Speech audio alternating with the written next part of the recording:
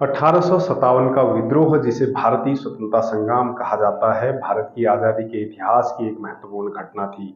10 मई 1857 को मेरठ शहर में ब्रिटिश ईस्ट इंडिया कंपनी में तैनात भारतीय सैनिकों के विद्रोह के रूप में शुरू हुई स्वतंत्रता संग्राम की चिंगारी ने उत्तराखंड के दूरस्थ काली कुमाऊं में भी ज्वाला का रूप लिया था। इस आंदोलन के दरमियान काली कुमाऊं के बिशुंग क्षेत्र के कालू महरा ने क्षेत्र के अन्य लड़ाकों के साथ ब्रिटिश हुकूमत के खिलाफ ऐसी जंग छेड़ी जिसने गोरों में खौफ पैदा कर दिया था। लेकिन इसे विडंबना ही कहेंगे कि उत्तराखंड का यह प्रथम स्वतंत्रता संग्राम सेनानी आज़ादी के 50 साल तक गुमनामी के अंधेरे में रहा। वर्ष 1997 में एक शोध छात्र के तौर पर काम करने वाले खेती खान क्षेत्र के गोशनी गांव निवासी देवेंद्र ओली ने तमाम जगहों पर जाकर न केवल कालू महरा के बारे में पूरी जानकारी जुटाई, बल्कि उनके वंशजों के चेहरे मोहरे के आधार पर उनकी काल्पनिक तस्वीर बनाकर उस महान स्वतंत्रता संग्राम सेनानी से आज़ाद भारत के लोगों को परिचित कराया। नमस्कार, मैं हूं भक्त दर्शन पांडे।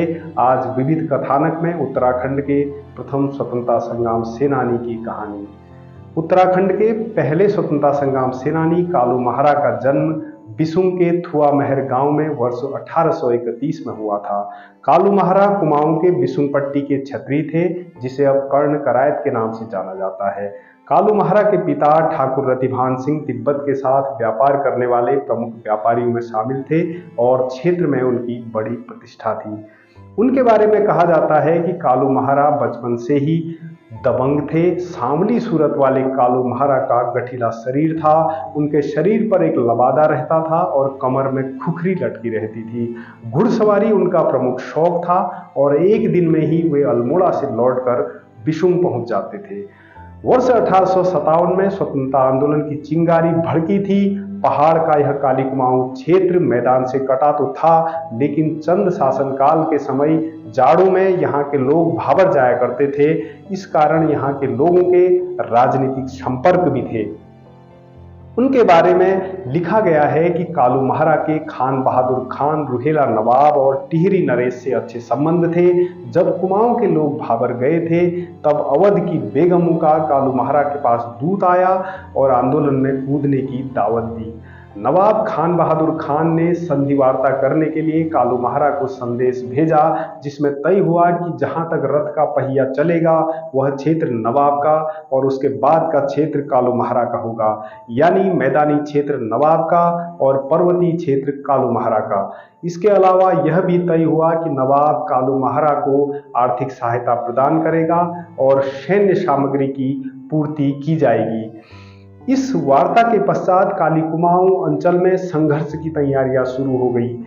कहा जाता है कि अंग्रेजी हुकूमत के खिलाफ चलाए जाने वाले उनके इस अभियान को काली कुमाऊं क्षेत्र में व्यापक समर्थन मिला था। स्वतंत्रता आंदोलन की चिंगारी न भड़के, इसको देखते हुए ब्रितानी कमिश्नर हेनरी रैमजे ने पूरे कुमाऊं में मार्शल लॉ लगा दिया था। इसके बावजूद यहाँ पर अंग्रेजों का जबरदस्त विरोध हुआ। कालू महरा के नेतृत्व में सभी लोग इकट्ठे हो गए। चौड़ा पित्ता के बौरा, रेथो के बेड़वाल, सैलमेल के लड़वाल, चकोट के स्वाल, धोनी, मौनी, करायत, बोरा व फरत्याल ने आपस में सलाह मशविरा कर कालू महरा को अपना सेनापति नियुक्त किया, जिन्होंने तमाम मौकों पर ब्रिटिश सेना पर घात लगाकर हमला किया और उन्हें नाकू चने चबाने के लिए मजबूर कर दिया। एक दिन इन लोगों ने इकट्ठे होकर लोहाघाट के चांदमारी स्थित अंग्रेजों की बैरकों में धावा बोलकर उन्हें भगा दिया और बैरकों में आग लगा दी। वहां पर विजय प्राप्त करने के बाद वे अधिक तैयारियों के साथ बस्तियों की ओर बढ़े। लोहाघाट से भागे हुए अंग्रेज सैनिकों ने कमिश्नर हेनरी रैमजे को यहाँ का हाल बताया। रैमजे कुशल कूटनीतिज्ञ और प्रशासक था। उसने विद्रोह को कुचलने के लिए गोरी सेना को 2 टुकड़ियों में भेजा। पहली टुकड़ी तराई के रास्ते ब्रह्मदेव को भेजी, जिससे मैदान और पहाड़ के स्वतंत्रता सेनानियों के बीच के संपर्क को रोका जा सके। दूसरी टुकड़ी लोहाघाट को भेजी, जो कि जल्दी पहुंच गई। इस टुकड़ी ने कालू महरा के विश्वस्त सहयोगी खुशहाल सिंह को अपनी कूटनीति से पराजित कर दिया। अमोड़ी के पास कोयराला नदी के नजदीक किरमोली गांव में धन और अस्त्र शस्त्र रखने का एकमात्र गुप्त अड्डा हुआ करता था। किसी मुखबिर ने अंग्रेजी हुक्मरानों को पहले ही इसकी सूचना दे दी थी। इसका परिणाम यह हुआ कि आज़ादी के दीवानों के यहाँ पहुँचने से पहले ही ब्रिटिश अधिकारियों ने हथियारों को अपने कब्जे में ले लिया और कई लोगों को मार डाला था। दूसरी टुकड़ी का टनकपुर के समीप बस्तिया में कालू महारा के साथ संघर्ष हुआ, जिसमें कालू को पराजित होकर पीछे हटना पड़ा। इसी दौरान अंग्रेजों ने अपनी चतुर नीति से कुछ लोगों को अपनी ओर मिला लिया था। साथियों द्वारा छोड़ दिए जाने पर भी कालू महारा ने हिम्मत नहीं हारी, अपने बचे हुए सहयोगियों को इकट्ठा किया और ऐतिहासिक अभियान के लिए अल्मोड़ा की ओर चल पड़े। रास्ते भर में उन्हें सहयोगी मिलते रहे, जिनमें प्रमुख नाम रामकृष्ण वारियाल का भी है। कहा जाता है कि ढौर के नजदीक पहुंचकर उन लोगों ने बैलों के सींगों में मशाल बांध दी थी। एक विचित्र समूह को सामने की पहाड़ी पर देखने पर अंग्रेज आशंकित हो गए थे। उन्होंने वहां स्थित लोगों से पूछा, तब उनको बताया गया कि कालू महारा अपनी फौज लेकर आ रहे हैं। अंग्रेज अधिकारी तब इतना डर गए थे कि उन्होंने अपने परिवार को नैनीताल भेजने की व्यवस्था शुरू कर दी थी। कुछ समय बाद अंग्रेजों ने इस सेना पर आक्रमण किया, जिससे कालू महारा की फौज परास्त हो गई। कुमाऊं का प्रथम स्वतंत्रता संग्राम दुर्भाग्य से भले ही असफल हो गया हो, फिर भी कुमाऊं के प्रशासक और अंग्रेजों की सोच में इससे बहुत बड़ा प्रभाव पड़ा था। जो अंग्रेज कुमाऊं को स्विट्जरलैंड की तरह सैरगाह के रूप में विकसित कर रहे थे, इससे उन्हें तिलांजलि देनी पड़ी थी। इसके बाद काली कुमाऊं को बागी घोषित कर दिया गया।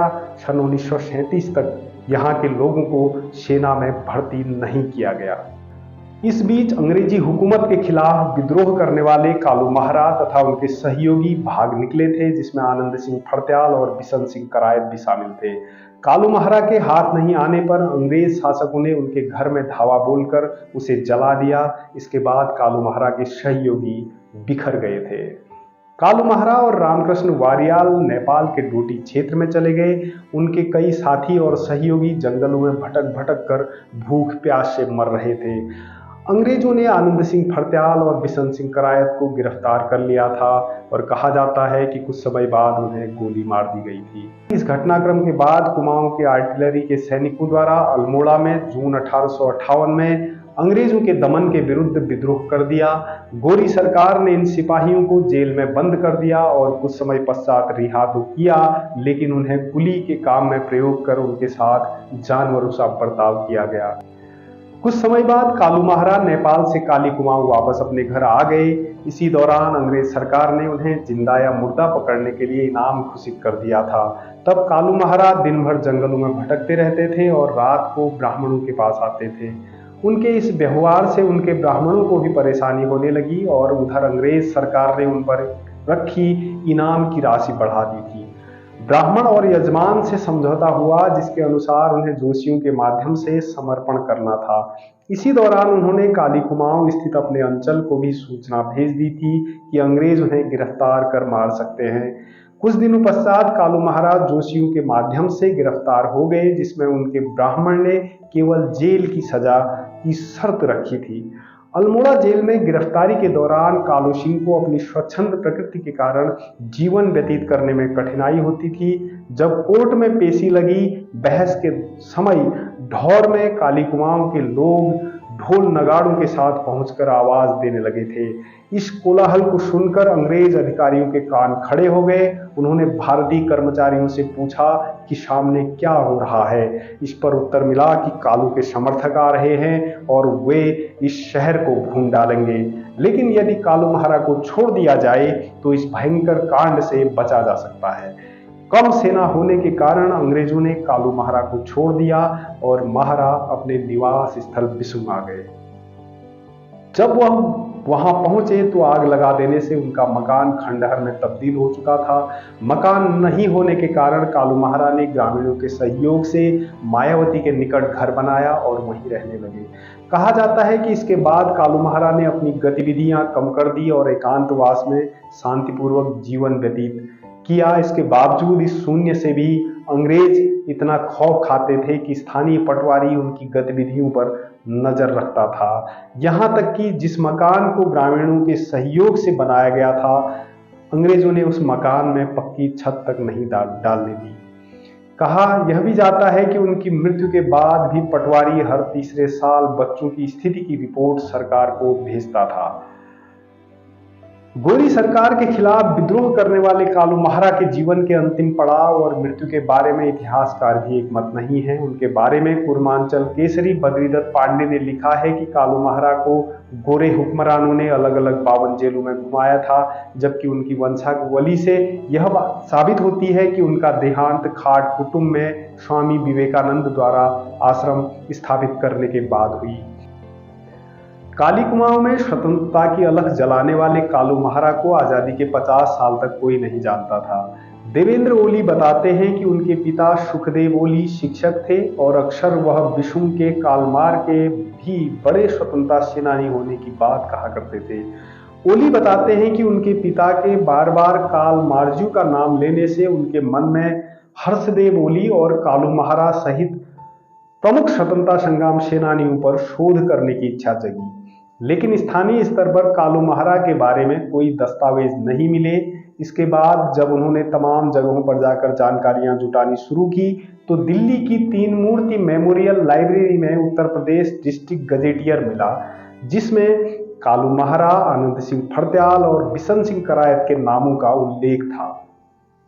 देवेंद्र ओली बताते हैं कि इसके बाद उन्होंने कालू महारा पर एक लेख लिखा, जिसे स्वतंत्रता की 50वीं वर्षगांठ के अवसर पर सन 1997 में पिथौरागढ़ से प्रकाशित होने वाले साप्ताहिक समाचार पत्र आज का पहाड़ के विशेष अंक में प्रकाशित किया गया।